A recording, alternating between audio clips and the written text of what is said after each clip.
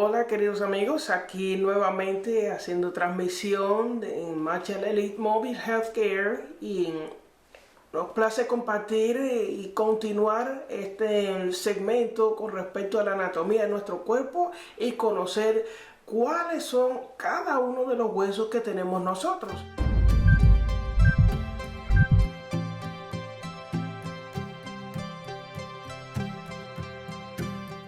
Vamos a estar hablando ahora del miembro superior, las extremidades. Son 64 huesos y a continuación, entre Julie y yo, vamos a desglosarle cada uno de ellos. Bueno, estamos hablando de la cintura escapular, que incluye la clavícula y la escápula.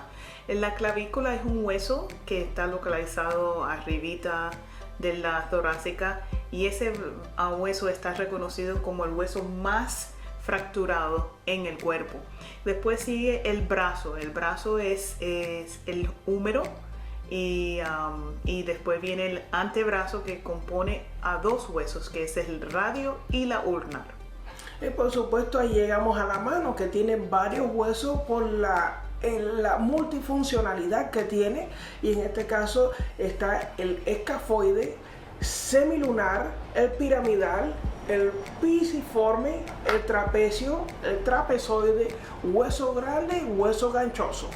Además de eso, también están las otras estructuras, que están los metacarpianos. Hay 5 falanges. Están las proximales porque está la parte más cerca del cuerpo. Están las intermedias y están las distales. Y estos son los 64 huesos que componen el miembro superior. Así que Dios les bendiga, cuidemos lo que hacemos con nuestras manos y protejámoslas, porque muchas personas también se tiran a hacer cosas sin saber la protección que debe tener en cuenta. Usar guantes cuando sea requerido, lavarse las manos con regularidad, y más hoy día con todo este asunto del coronavirus. Pero lo que es la parte anatómica, si va a andar con un martillo, si va a andar con un cuchillo, si usted es carpintero, noten que muchos carpinteros, ¿qué le pasa a Julie? Que llega a trauma, muchos carpinteros con amputaciones. ¿Por qué? Porque utilizan el martillo y sin darse cuenta se le va el clavo a los dedos. Y también pueden utilizar sierra, y si no toman cuidado a la hora de poner la madera y cortarla, esa sierra le puede llevar un dedo. Es decir, que hay que tener precaución también.